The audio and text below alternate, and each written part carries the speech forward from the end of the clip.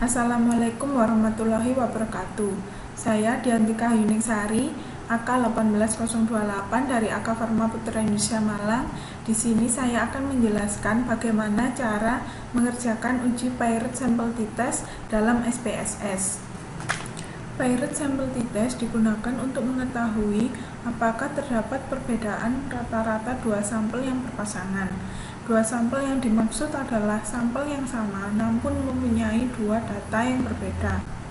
Rumusan masalah, apakah terdapat perbedaan yang signifikan antara berat badan sebelum dan setelah minum obat penurun badan. Jenis variabel berdasarkan konteks hubungannya, data ini termasuk dalam variabel terikat atau dependent variable. Pada jenis pengukuran data, data ini termasuk dalam data rasio yang bersifat membedakan, mempunyai tingkatan yang jaraknya pasti, dan setiap nilai kategori diukur dari titik yang sama.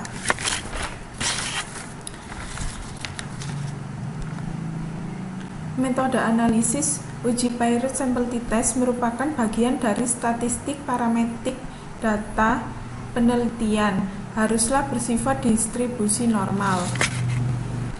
Oke, berikut langkah-langkah untuk mengerjakan uji Pirate Sample T-Test dalam SPSS. Langkah pertama, buka aplikasi SPSS, kemudian pada bagian name diberi nama berat badan sebelum,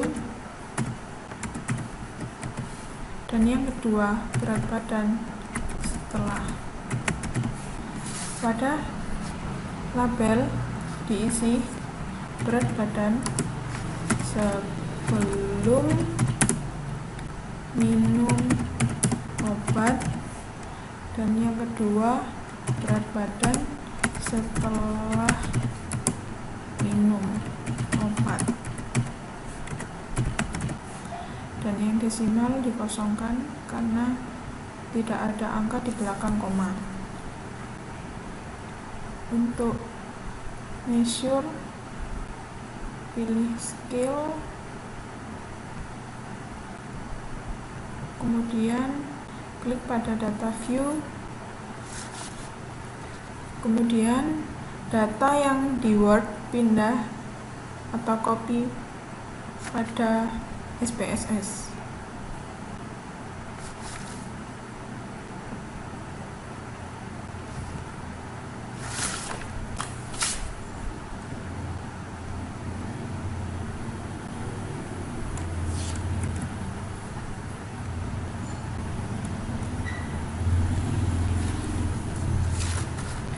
Terdapat data berjumlah 20.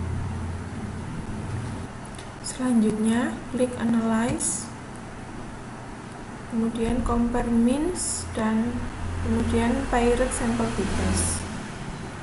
Kemudian, data yang di sebelah kiri dipindah ke Pirate Variable. Dan yang kedua, setelah itu klik OK.